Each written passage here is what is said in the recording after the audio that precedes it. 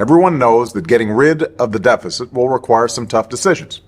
And that includes cutting back on billions of dollars in programs that a lot of people care about.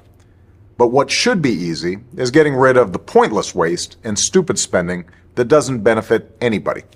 Waste we should be getting rid of even if we didn't have a deficit. Sure, some of these cuts aren't that big, but no amount of waste is acceptable. Not when it's your money. Not at a time when so many Americans are already cutting back. Just as families are living within their means, government should too. Did you know the federal government pays for a website devoted to a folk music ensemble made up of forest rangers? They're called the Fiddlin' Foresters. I'll put their music on my iPod, but I'm not paying for their website. And there are hundreds of similar sites that we should consolidate or just get rid of. By the way, you're not only paying for websites no one needs, you're paying for thousands of buildings all across the country no one uses. For the last decade, the government's owned a massive and completely empty warehouse in the middle of Brooklyn, for example. Now, the government hadn't been able to sell this building and others like it because of red tape and Washington politics that held things up for years.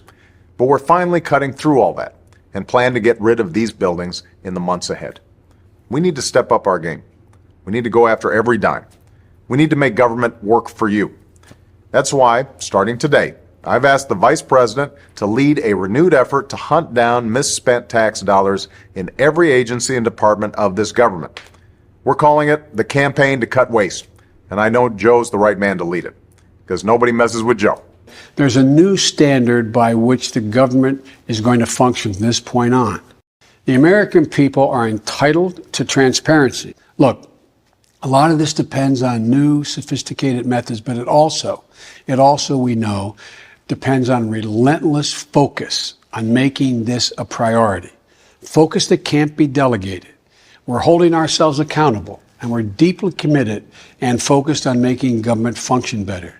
We're not just eliminating fraud and waste. We hope to be instilling an entire new culture that not only our administration, but every succeeding administration will in fact pursue.